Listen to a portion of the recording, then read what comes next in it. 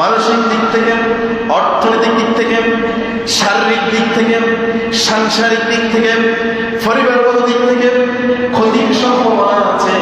তারা তোমাকে ধ্বংসের দিকে নিয়ে যাবে। এটা তোমরা নিজেরা নিজেদেরকে এরকম ধ্বংসের দিকে ঠেলে দিবা না। নির্দেশটা কার? এত আসতে বলে নির্দেশটা কার?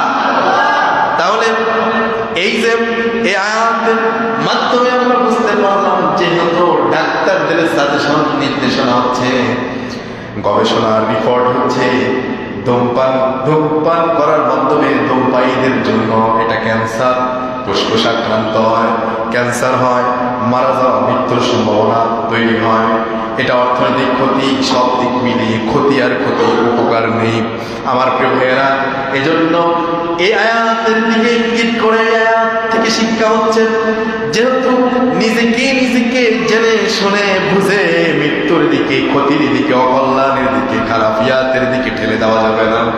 যেহেতু ধূমপানের মধ্য দিয়ে নিজেকে অকল্যাণের দিকে ঠেলে দেওয়া, ক্ষতির দিকে ঠেলে দেওয়া, মৃত্যুর দিকে নিজেকে নিয়ে যাওয়া, এজন্য আমরা যারা ধূমপায়ী, আমার প্রিয় ভাইয়েরা যারা আছেন, এই আয়াত থেকে শিক্ষা নিয়ে আপনাকে সতর্ক করছি, এই মানুষের জীবনকে যেহেতু ধ্বংসের দিকে ঠেলে দেয়, তাতে কোনো সন্দেহ নেই।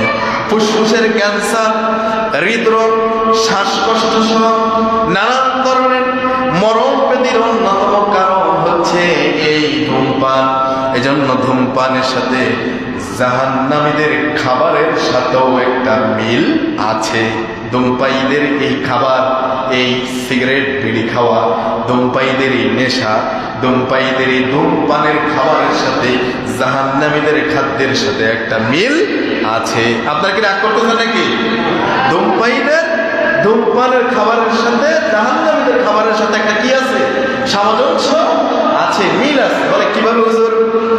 আমার প্রিয় ভাইয়েরা, কোরআনুল কারীমের একটা সূরা, সূরা গাশিয়া, সূরা গাশিয়া ৭ নম্বর আয়াত আল্লাহ রাব্বুল আলামিন বললেন, লা ইউসমিনু ওয়া লা ইউগনি মিন জু'। আল্লাহ রাব্বুল আলামিন এখানে জাহান্নামীদের খাবারটা কেমন হবে, কোয়ালিটি কেমন, এই জাহান্নামীদের খাবারের কোয়ালিটিটা, তার কথাটা আল্লাহ রাব্বুল আলামিন উল্লেখ করলেন। জাহান্নামীদের খাবারটা এমন মানের খাবার হবে যেই খাবার তাদেরকে পুষ্টি যোগাবে না, যেই খাবারের মধ্যে কোনো পুষ্টি নাই, কোন রকম আপনার এই খাবারের মধ্যে কোনো এনার্জি নাই, পুষ্টি নাই। এই খাবার তাদের ক্ষুধাও নিবারণ করবে না, পুষ্টিও যোগাবে না। এমন খাবার জাহান্নামীদের জন্য আল্লাহ পাক সেদিন রেখেছে। নাউজুবিল্লাহ। তাহলে এই যে ধূমপায়ীরা যে ধূমপান করেন, এই ধূমপানের এই খাবারের মধ্যে, এই বিড়ি সিগারেটের মধ্যে না কোনো এনার্জি আছে, না কোনো পুষ্টি আছে, না এই খাবার তাদেরকে ক্ষুধা নিবারণ করে, কিচ্ছু নাই। তাহলে ওই জাহান্নামীদের খাবারের মধ্যেও ক্ষুধা নিবারণ করে না। জাহান্নামীদেরও খাবার আছে, ওই খাবার পুষ্টি যোগান দেয় না। আর ধূমপায়ীদের ধূমপানের খাবারটাও পুষ্টি যোগায় না, এটাও তাদেরকে ক্ষুধা নিবারণ করে না। এদিক থেকে জাহান্নামীদের খাবারের সাথে ধূমপায়ীদের ধূমপানের এই খাদ্যের সাথে একটা মিল, সামঞ্জস্য খুঁজে পাওয়া যায়। খুঁজে পাইছেন? কথা বলে না, খুঁজে পাইছেন কিনা? আমার প্রিয় ভাইয়েরা, ধূমপানের অবস্থা ঠিক, পুষ্টি নেই, এর ভিতরে এনার্জি নেই, ক্ষুধা নিবারণের কোনো ব্যবস্থা নেই, আছে বরং আছে শুধু ধ্বংস, মুখে দুর্গন্ধ আছে না নাই? ধূমপায়ীদের মুখে কি হয়? দুর্গন্ধ আছে না নাই? দুর্গন্ধ, খাদ্যে, নিঃশ্বাসে, শ্বাস নিঃশ্বাসে দুর্গন্ধ আছে না নাই? এবং ধূমপায়ীরা যখন বাথরুম করে, যখন টয়লেটে বসে, সেখানেও দুর্গন্ধ আছে না নাই? আছে। ধূমপায়ীদের সাথে হাত মুসাফা করলে, সিগারেট বিড়ি খেয়ে এরপর যদি হাত মুসাফা করতে যান, দেখবেন যে আপনার হাতটাও কি মাশাআল্লাহ সুগ্রাম না দুর্গ্রাম, দুর্গন্ধ আছে না নাই? আমার প্রিয় ভাইয়েরা, তাহলে এই বদ অভ্যাস ছেড়ে দিতে হবে। ধূমপায়ী কোনো ব্যক্তি ধূমপান করে এসে যদি নামাজে দাঁড়ায়, পাশের মুসল্লি ধূমপান করে না, ওই মুসল্লিদের জন্য কষ্টকর হয়ে যায়। দুই কাঁধের ফেরেশতারা তখন ওই ধূমপানকারী ধূমপায়ীদের জন্য লানত করে। কি করে? লানত করে। এতগুলো আপদ, এতগুলো বদ অভ্যাস, যেটার মধ্যে সেটা টাকা দিয়ে কিনে খাওয়ার কি কোনো প্রয়োজন আছে? কোনো প্রয়োজন নেই। আফসোস লাগে, তারপরও একদল মুসলমান এটা খেয়ে যাচ্ছে। আমার প্রিয় ভাইয়েরা, আল্লাহ তাআলা আমাদের বিবেককে জাগ্রত করার তৌফিক দান করুন বলে আমিন। আমার প্রিয় ভাইয়েরা, মাহে রমজানে আমরা সময়ের অপচয় কিছুটা রোধ করেছি। মাহে রমজানের সময়কে আমরা কিছুটা কাজে লাগিয়েছি। ফলে ফেসবুক, ইউটিউব, এরপরে ইত্যাদি সোশ্যাল মিডিয়া বা বিভিন্ন গেমস ইত্যাদি থেকে অনেকে একটু মাহে রমজানে দূরে থেকেছে, কিন্তু রমজান শেষ আবারও সেই পুরনো অভ্যাসের মধ্যে তারা ডুবে গেছে। আছে না নাই? আছে। প্রিয় ভাইয়েরা, রমজানের অর্জিত সব বরকত নষ্ট হয়ে যায়। একটা মাস রমজানে আপনি কত বরকতের দিকে, কত বরকতি কাজের দিকে আপনি ছিলেন। বর্তমান যুব সমাজ এগুলো পিছনে পড়ে এই মূল্যবান সময় এটা অপচয় করছে, ভবিষ্যৎটা নষ্ট করে দিচ্ছে। এবং যে বয়সে তারা পড়ালেখা করে নিজেদের ক্যারিয়ার গড়ার কথা, নিজেদেরকে একটি জায়গায় পৌঁছানো দরকার, নিজেদেরকে উঠা দরকার, কিন্তু সেই বয়স অর্থহীন বিনোদনের নামে এই জীবনের ক্যারিয়ার ধ্বংস করে দিচ্ছে। কথা বলে ঠিক কিনা? এজন্য আমাদেরকে, আমাদের যুবকদেরকে, যুব সমাজদেরকে এ থেকে বিরত থাকতে হবে। আল্লাহ হেফাজত করে বলে আমিন।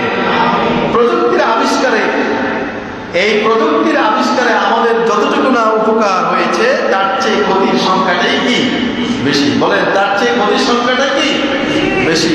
বিশেষ করে মোবাইল আমাদের জীবন থেকে অনেক কিছু কেড়ে নিয়েছে। আমল করলে যে একটা মজা পাওয়া যায়, এই আমলের মজাটা কেড়ে নিয়েছে মোবাইল। আমলের মজা কেড়ে নিয়েছে কি?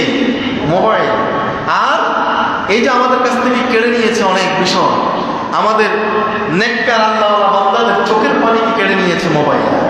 চোখের পানি ঝরে না এখন আর। আমাদের জীবনের মুক্তা তুল্য সমতুল্য যে সময়, এই সময়টাকে কেড়ে নিয়ে নেওয়া হয়েছে। একজন যুবকের জীবনের সোনার চেয়ে খাঁটি হলো তার কাছে তার চরিত্রে হেফাজত। যুবকের জন্য, একজন ব্যক্তির জন্য সবচেয়ে বড় সম্পদ হচ্ছে চরিত্র। সবচেয়ে বড় সম্পদ কি? চরিত্র। সেই চরিত্র কিন্তু মোবাইল যুবকদের এই সোনালী, এই সম্পদটি, এই মহামূল্যবান এই সম্পদ, এই চরিত্রটি কেড়ে নিচ্ছে। কথা বলে ঠিক কিনা? চরিত্র আজকে এই মোবাইলের কারণে শেষ হয়ে যাচ্ছে। আমাদের মধ্যে বিস্ময়কর কিছু পরিবর্তন এসেছে। আমাদের যুগে আগেরকার যুগে দেখা যেত মানুষ দেখা যেত যখনই সময় পেত, অবসর সময় বলা হতো, অবসর কাজ নাই এখন, এই অবসর সময় পেলে তারা ঘুমাতো। কি করতো? ঘুম যেত। অবসর সময় পেলে ঘুমাতো। কিংবা ব্যক্তি যদি আমলদারি ব্যক্তি হয়, তাহলে জিকির আজকারের মধ্যে, কোরআন তালাওয়াতের মধ্যে, জিকির আজকারের মধ্যে সময়টা, অবসর সময়টা কাটিয়ে দিত। কিন্তু এখনকার সময়ে দেখা যায় যুবকেরা, এখনকার সময় লোকেরা অবসর পেলেই ফেসবুকিং করে, তারপরে গেমস খেলে। এরপরে দেখা যায় যে তারা না হয় বসে নাটক দেখে, অর্থাৎ কোনো না কোনো গুনাহের কাজে লিপ্ত থাকে, কোনো না কোনো একটা গুনাহের কাজে সে লিপ্ত থাকে।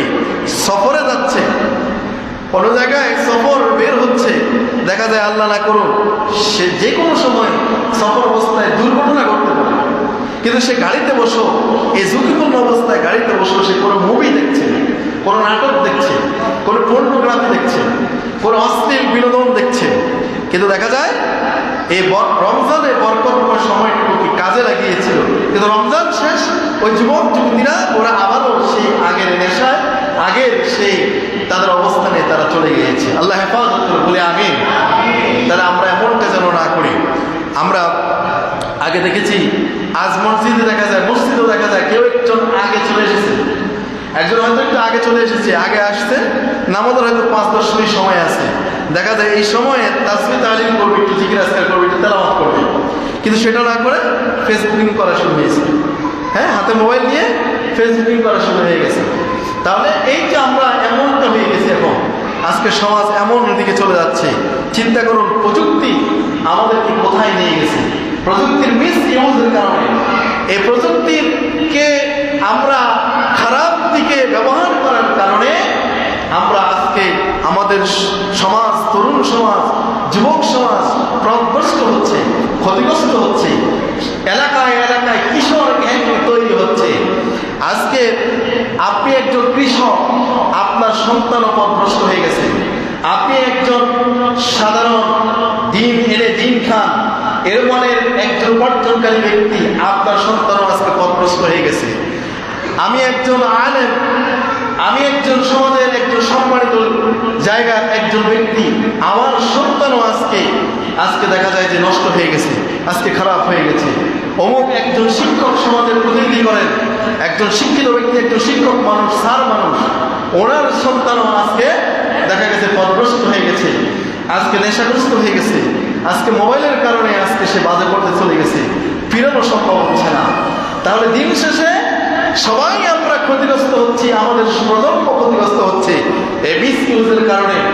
তাদের সময় না হওয়ার আগেই তাদেরকে মোবাইল তুলে দেওয়ার কারণে আজকে মাধ্যমিক লেভেলের সন্তান যারা আপনার স্টুডেন্ট আছে, যারা ছাত্রছাত্রী আছে, তাদের হাতে আজকে মোবাইল তুলে দেওয়া হচ্ছে। আজকে প্রাইমারি লেভেলের যারা প্রাথমিক লেভেলের যারা প্রাইমারি স্কুলে পড়ে, এমতদায়ীতে পড়ে, নুরানিতে পড়ে, যারা এই অবস্থায় আছে, তাদের হাতে মোবাইল তুলে দেওয়া হচ্ছে। আজকে বড় দুর্ভাগ্য, বড় আপনার মর্মাহত নিয়ে এই কথাগুলো বলছি।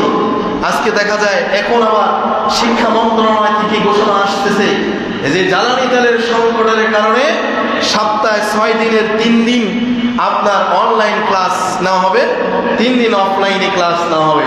তার মানে বোঝা গেল এখন তো আর করোনার মতো এরকম এক সংকটকালীন, বিশ্বব্যাপী সংকটকালীন সময় নয়। কিন্তু দেখা যায় যে এরপর দেখা যায় যে জ্বালানি সংকটের কারণে এখন 3 দিন অনলাইন ক্লাস নেবে। আমার প্রিয় ভাইয়েরা, অপশন অনেক ছিল, কিন্তু এই অপশনকে সমর্থন করতে পারে না এদেশের অসংখ্য সচেতন অভিভাবক। এই অপশনকে সমর্থন করবে না বলে দৃঢ় বিশ্বাস। কথা বলে ঠিক কিনা? সেই ছোট্ট বাচ্চাগুলোকে আপনার ক্লাসের নাম করে যখন মোবাইল হাতে তুলে দেওয়া হবে, এরা শিক্ষিত হওয়ার চেয়ে অধিকাংশগুলো এই ছাত্রীরা, এই ছেলেমেয়েরা টিকটকার হবে। কথা বলে ঠিক কিনা? এরা টিকটকার হবে, এরা ফেসবুকিং এর মধ্যে ঢুকবে, ইউটিউবে ঢুকবে, বিভিন্ন পর্নোগ্রাফির মধ্যে আসক্তি ঘটবে, বিভিন্ন সম্পর্কে জড়িয়ে তারা শেষ হয়ে যাবে, গেমসের মধ্যে ঢুকে পাবজি, ফ্রি ফায়ারে ডুবে তারা শেষ হয়ে যাবে, যেটা অলরেডি হয়েছে। এজন্য আমরা মনে করি এরকম সিদ্ধান্ত থেকে ফিরে আসা দরকার। যদি করোনার মতো কোনো এরকম আল্লাহ না করুক এমন পরিস্থিতি বিশ্ব হয়, তাহলে সেটা ভেবে দেখা যেতে পারে। কিন্তু এটা এই মুহূর্তে এদিকে একদিক থেকে সরকার মহোদয়ের কেউ বলছেন যে জ্বালানির কোনো সংকট নেই, আরেক দিক থেকে অবস্থা কি? তেলের পাম্পে গেলে সিরিয়াল নির্ধারিত লিমিট করা তেল অনেক ঘন্টার পরে, অনেক কষ্টের পরে নেওয়া যায়, অনেকে তাও নিতে পারেন না। কথার কাজ এক না হলে যা হওয়ার তা হয়। আল্লাহ তাআলা হেফাজত করুক, বলে আমিন। প্রিয় ভাইয়েরা, তাহলে আমাদের তরুণ সমাজকে, আগামী প্রজন্মকে, যুব সমাজকে এই পর্নোগ্রাফির আসক্তি থেকে বাঁচাতে হলে, টিকটকার বানাতে না চাইলে, তাদেরকে মোবাইল থেকে বাঁচাতে হলে তাদেরকে মোবাইল থেকে দূরে রাখতে হবে। কথা বলেন ঠিক কিনা? অনেকের হয়তো বলতে পারছেন না, আমার কথাগুলো অনেকের হয়তো বাস্তবতার সাথে মিলে যাচ্ছে, কিন্তু মুখ খুলে হয়তো বলবেন না যে হুজুর আমিও তো আমার ঘরের সন্তানগুলোকে নিয়ে একই রোগে আক্রান্ত, কিন্তু বলতে পারছি না। যে অনেকে হয়তো বলবেন যে আমিও তো আমার ছেলেদেরকে নিয়ে, ভাতিজাদেরকে নিয়ে, ভাগিনাদেরকে নিয়ে একই রোগেই আক্রান্ত, কিন্তু বলতে পারছি না। যে দিন শেষে দেখা যায় যে অনেক ভালো পরিবারে, অনেক শিক্ষিত পরিবারেরও সন্তানরা আজকে ধ্বংস হয়ে গেছে। আল্লাহ আমাদেরকে, আমাদের প্রজন্মকে, আমাদের তরুণ যুব সম্প্রদায়কে আল্লাহ তাআলা হেফাজত করে, বলে আমিন। আমার প্রিয় ভাইয়েরা, যেই ঘরের সন্তান আজকে পথভ্রষ্ট হয়েছে, সেই ঘরের বাবা মা, সেই ঘরের ভাই বোন, সেই ঘরের ফ্যামিলির মেম্বাররা তারাই জানে তারা কতটা কষ্টে আছে, কতটা তারা দুঃখে কষ্টে দিন পার করছে। আপনি বুঝবেন না, আপনার সন্তান যখন ওই পথে চলে যাবে তখন আপনি বুঝতে পারবেন। এজন্য আল্লাহ তাআলার কাছে আবারও দোয়া করছি, আল্লাহ তাআলা আমাদের সন্তানগুলোকে হেফাজত করে, বলে আমিন। আমার প্রিয় ভাইয়েরা, এই যে মোবাইল বিষয়টা বলছিলাম, এরকম বদভ্যাস, অনেক বদভ্যাস আছে। কেউ কেউ আছে একটু বয়স্ক হয়েছে, সচেতনতাও আছে, কিন্তু সচেতনতা, বিবেক সব কিছুই আছে, হাতে থাকার মধ্য দিয়ে কি হবে যে উনি পরকীয়ায় সম্পর্কের মধ্যে লিপ্ত হয়ে গেছেন।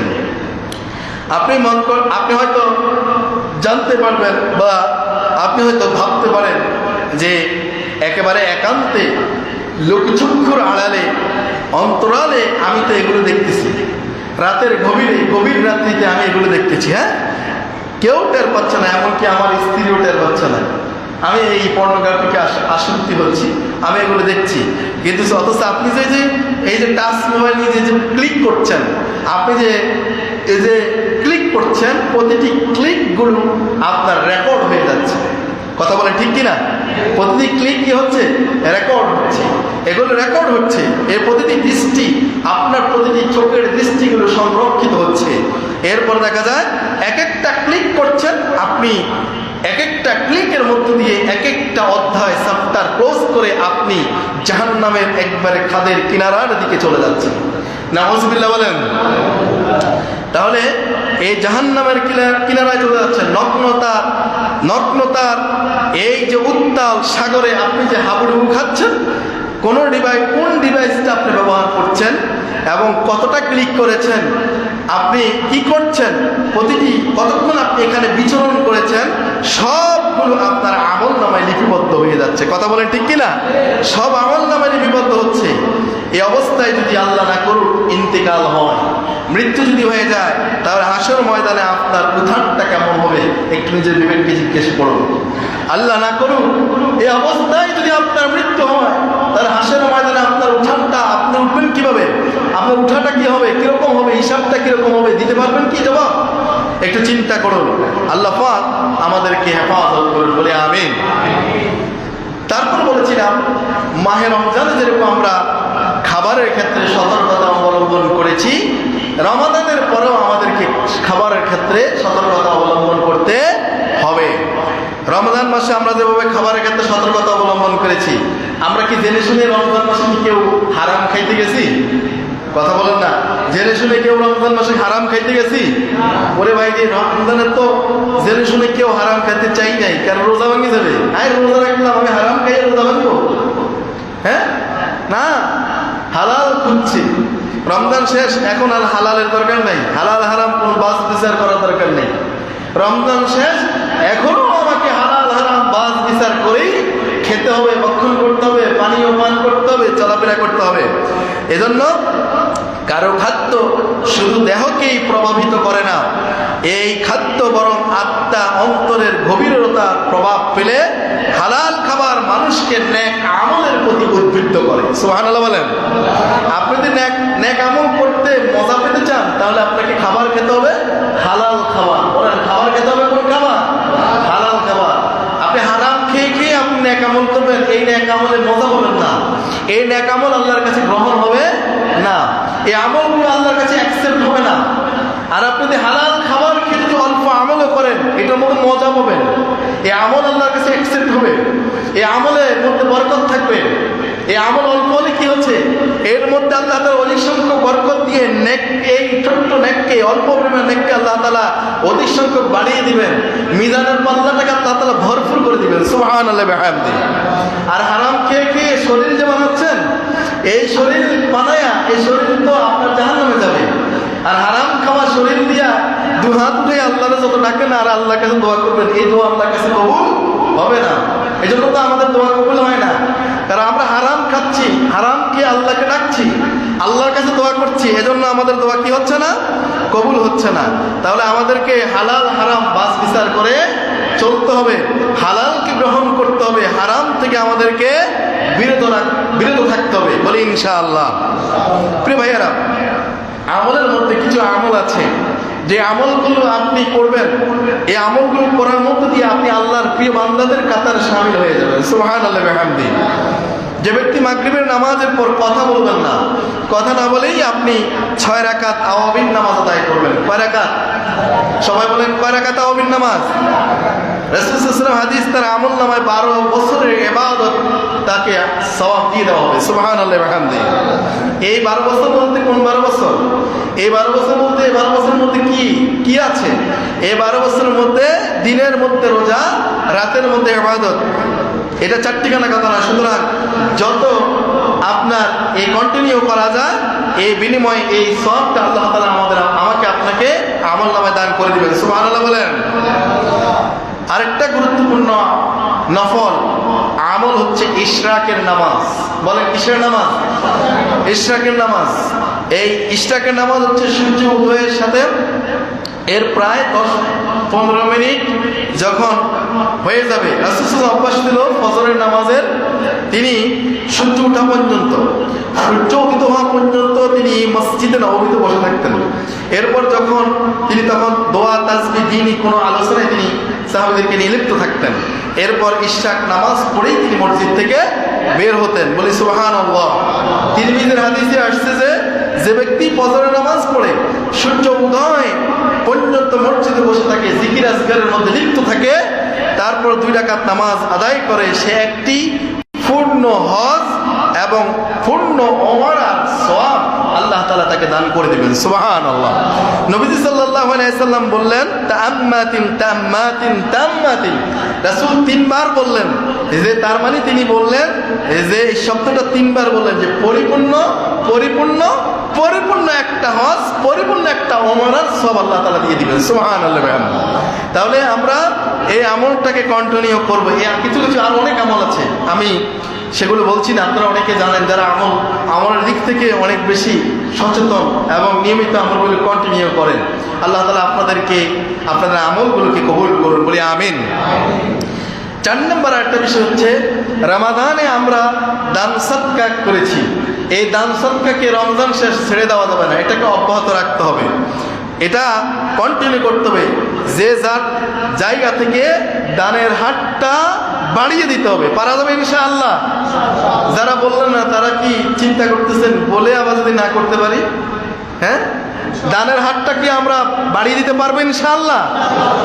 প্রিয় ভাইয়ারা, আমরা বাকি 11টি মাসও দান সদকা করব, কন্টিনিউ করব। কেননা দান সদকার দ্বারা আল্লাহ তাআলার রাগ, তার গুসা, ক্রোধকে ঠান্ডা করে দেওয়া হয়। দান সদকা মানুষকে অপমৃত্যু থেকে হেফাজত করে। সুবহানাল্লাহ বলেন। যেমন আপনার হাদিসে আসছে, তিরমিজির 666 নম্বর হাদিসে আসছে, ইন্না সাদাকাতা লা তুতফিউ গাদাবার রাব্বি ওয়া তাদফু মিতাতাস সুই। সুবহানাল্লাহ বলেন।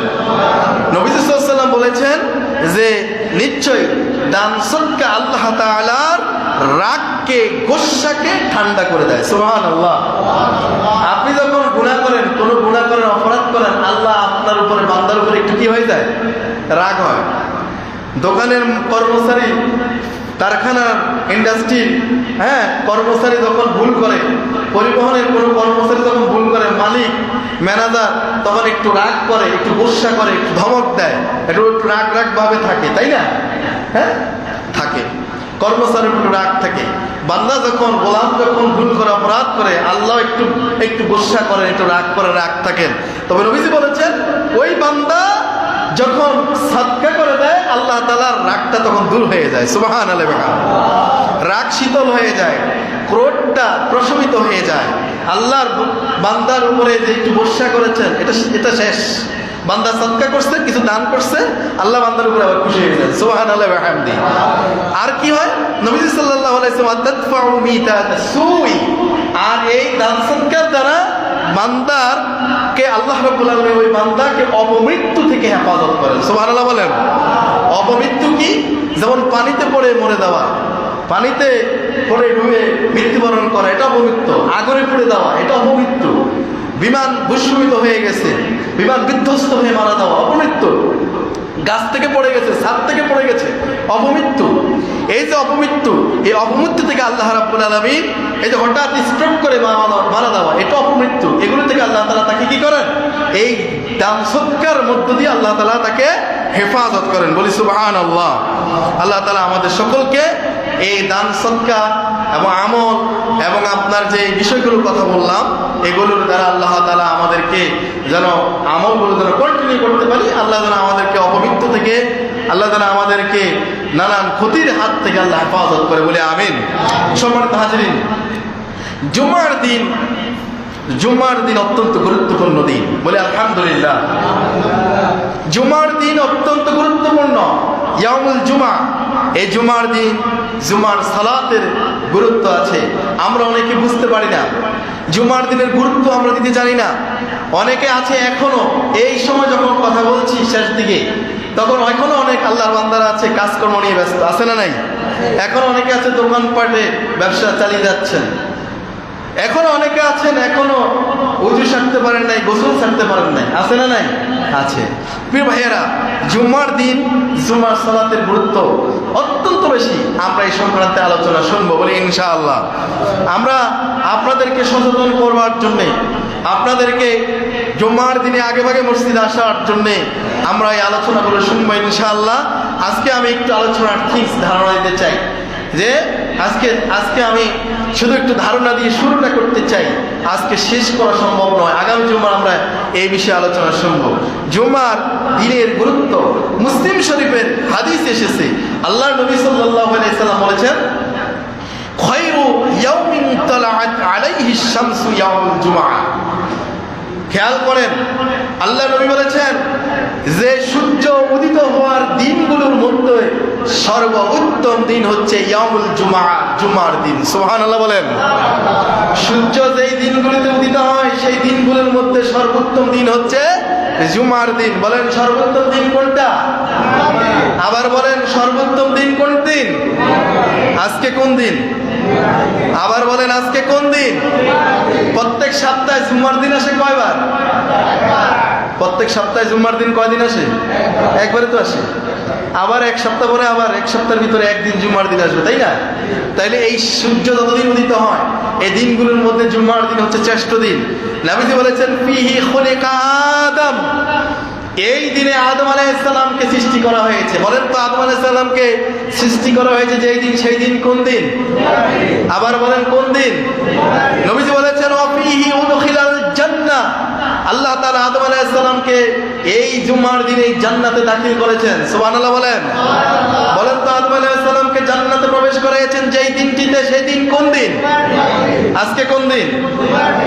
আল্লাহ নবী সাল্লাল্লাহু আলাইহি ওয়াসাল্লাম বলেছেন ওয়া ফিহি উখরিজা মিনহা, এরপর এই আদম আলাইহিস সালামকে হাওয়াকে জান্নাত থেকে বের করে দেওয়া হয়েছিল যেই দিন, সেই দিন হচ্ছে জুমার দিন। বলেন আদম হাওয়াকে জান্নাত থেকে বের করা হয়েছিল যেই দিন, সেই দিন কোন দিন? আজকে কোন দিন? প্রতি সপ্তাহে কয়বার আসে? জুমার দিনের গুরুত্ব কম না বেশি? আমার প্রিয় ভাইয়েরা, ইবনে মাজাহ হাদিসে আসছে, এটা আরেকটা হাদিস ইবনে মাজাহতে আসছে, আর অন্যান্য হাদিসে আসছে। আল্লাহ রাসূল সাল্লাল্লাহু আলাইহি ওয়াসাল্লাম বলেছেন ইন্না ইয়াউমাল জুমআতি সাইয়্যিদুল আইয়াম, এই জুমার দিনটা হচ্ছে সকল দিবসের সাইয়্যিদ, এটা হচ্ছে সকল দিবসের নেতা। সুবহানাল্লাহ বলেন। এটা হচ্ছে ওয়া আযামুহা ইনদাল্লাহ, এটা আল্লাহর কাছে মর্যাদাময় একটা দিন হচ্ছে জুমার দিন। সুবহানাল্লাহ বলেন। ওয়া হুয়া আযামু ইনদাল্লাহি মিন ইয়াউমুল আযহা ওয়া ইয়াউমুল ফিতর, আল্লাহ নবী বলেছেন যে জুমার দিনটা হচ্ছে আল্লাহর কাছে ঈদুল আযহা এবং ঈদুল ফিতরের চেয়ে অধিক মর্যাদাময়। সুবহানাল্লাহ বলেন। তাহলে কিছুদিন আগে আমাদের মাঝে চলে গিয়েছে, আমরা উদযাপন করেছিলাম ঈদুল ফিতর। কিছুদিন পরে আমাদের মাঝে আসতেছে ঈদুল আযহা। আল্লাহ নবীজি বলেছেন ঈদুল ফিতর, ঈদুল আযহার চেয়ে মর্যাদাময় দিন হচ্ছে কোন দিন? সবাই বলেন কোন দিন? আজকে কোন দিন? কিন্তু আফসোস, দুঃখের বিষয়, এমন একটা দিনেও অনেক মুসলমানের সন্তানরা জুম্মার দিনের গুরুত্ব দিতে জানে না। কথা বলে ঠিক কিনা? অনেক মুসলমানের সন্তান আছে নিজেকে মুসলমান দাবি করে, কিন্তু জুম্মার দিনের গুরুত্ব, সম্মান, মর্যাদা দিতে জানে। আমার প্রিয় ভাইয়েরা, নবীজি সাল্লাল্লাহু আলাইহি সাল্লাম এরপরে বলেন, হাদিসে বললেন ফিহি খামসুন খিলাল, এই জুমার দিনের রয়েছে 5টা বৈশিষ্ট্য। এই জুমার দিনের রয়েছে কয়টা বৈশিষ্ট্য? 5টা বৈশিষ্ট্য। নাম্বার 1, 1 নাম্বার বৈশিষ্ট্য খলাকাল্লাহু ফিহি আদম, এই জুমার দিনের বৈশিষ্ট্য 5টির একটি বৈশিষ্ট্য হচ্ছে এই দিনে আল্লাহ পাক আদম আলাইহিস সালামকে সৃষ্টি করেছেন। আমাদের সকলের আমাদের আদি পিতা হচ্ছেন হযরত আদম আলাইহিস সালাম। আমাদের আদি পিতা কে? সবাই বলেন আদি পিতার নাম কি? 2 নম্বর বৈশিষ্ট্য হচ্ছে ওয়াহবাতাল্লাহু ফীহি আদামা ইলাল আরদ। এই দিনেই আদম আলাইহিস সালামকে জমিনে এই আদম আলাইহিস সালামকে পৃথিবীতে পাঠিয়ে দেওয়া হয়েছিল। সেই দিনটাও ছিল কোন দিন? জুমার দিন। নাম্বার 3, তৃতীয় নাম্বার বৈশিষ্ট্য হচ্ছে ওয়াফি তাওয়াফাল্লাহু আদম, যে আদম আলাইহিস সালাম মৃত্যুবরণ করলেন, তিনি ওফাত করলেন যেই দিন, সেটাও হচ্ছে ইয়াউমুল জুমা, জুমার দিন। বলি সুবহানাল্লাহ। নাম্বার 4, 4 নাম্বার ওয়াফি সাআতুন লা ইয়াসআলুল্লাহ ফিহা আল-আবদু শাইয়ান ইল্লা আ'তাহু মা লাম ইয়াসআল হারামা। নবীজি বলেছেন 4 নাম্বার ইয়াউমুল জুমার খিলাল হচ্ছে, বৈশিষ্ট্য হচ্ছে এই দিনে জুমার দিনে এমন একটা সময় আছে যেই সময়ে বান্দা আল্লাহর নিকট যা যা চাইবে আল্লাহ তাআলা বান্দাকে তাই দিয়ে দিবেন, যদি না সে কোনো হারাম বস্তু চায়। সুবহানাল্লাহ বলেন। এখানে শর্ত হচ্ছে মা লাম ইয়াসআল হারামা, এই চাওয়ার মধ্যে কোনো হারাম কোনো কিছু থাকবে না। হারাম চাইবেন না, যা চাইবেন। জুম্মার দিনে এমন একটা সময় আছে, ওই সময় যদি এই চাওয়াটা মিলে যায় আল্লাহ পাক আপনার চাওয়াগুলোকে কবুল করে নেবেন। সুবহানাল্লাহ। তাহলে জুম্মার দিনের সম্মান মর্যাদা কম না বেশি? নাম্বার 5, এই খেলালের মধ্যে বৈশিষ্ট্যের মধ্যে 5 নাম্বার বৈশিষ্ট্য হচ্ছে ওয়াফিহি তাকুমুস সাআ, এই জুম্মার দিনেই কিয়ামত সংগঠিত হবে। আল্লাহু আকবার। কিয়ামত সংগঠিত হবে কোন বার? বলেন কিয়ামত সংগঠিত হবে কোন দিনে? জুম্মার দিন। নবীজি বলেন মা মিন মালাকিন মুকাররাবিন ওয়ালা সামাইন ওয়ালা আরদিন ওয়ালা রিয়াহিন ওয়ালা জিবালিন ওয়ালা বাহরিন ইল্লা ওয়া হুন্না ইশফিকনা মিন ইয়াউমিল জুমআ। সুবহানাল্লাহ বলেন। নবীজি সাল্লাল্লাহু আলাইহি ওয়াসাল্লাম বলেছেন যে মা মিন মালাকিন মুকাররাবিন, এই আল্লাহর নৈকট্যপ্রাপ্ত ফেরেশতারা জুম্মার দিনে তারা ভীত সন্তুষ্ট হয়ে পড়ে। এরপর ওয়ালা সামাইন আসমান ওয়ালা আরদিন জমিন ওয়ালা রিয়াহিন বাতাস ওয়ালা জিবালিন ওয়ালা বাহরিন সমুদ্র পাহাড় পর্বত, এই সবগুলো ইল্লা ওয়া হুন্না ইশফিকনা মিন ইয়াউমিল জুমআ, জুমার দিন আসলে এগুলো সব কিছু তারা ভীত সন্তুষ্ট হয়ে থাকে। আর তুমি মুসলমানের সন্তান, তোমার ভিতরে কোনো চেতন মেতন নাই, তুমি কেমন মুসলমান তুমি নিজেকে জিজ্ঞাসা করো। কথা বলে ঠিক কিনা? জুম্মার আজান হয়ে যায়, তোমার মধ্যে কোনো পরিবর্তন নাই। জুম্মার দিনে মসজিদে যেতে হবে, চেতন মেতন নাই। তারপরে আওয়াজ শুরু হয়ে যায়, এরপরও খবর নাই।